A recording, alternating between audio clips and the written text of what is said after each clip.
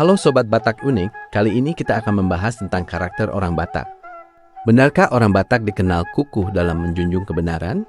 Pertanyaan ini kembali muncul saat publik melihat sejumlah tokoh Batak seperti Rismon Sianipar, Michael Sinaga, dan Bona Tua Silalahi yang berani menyuarakan keraguan dan pertanyaan kritis terkait isu ijazah Presiden ke-7, Joko Widodo.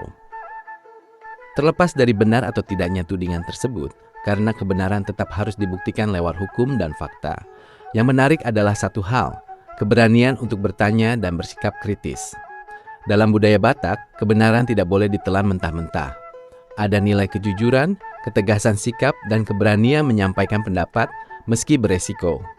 Orang Batak diajarkan lebih baik berdiri tegak dengan keyakinan daripada diam saat hati merasa ada yang janggal.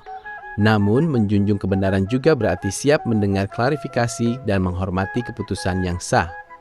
Jadi, apakah ini soal menyerang? Atau justru cerminan karakter berani bertanya demi kebenaran? Nah, ini yang akan kita bahas lebih dalam saat live.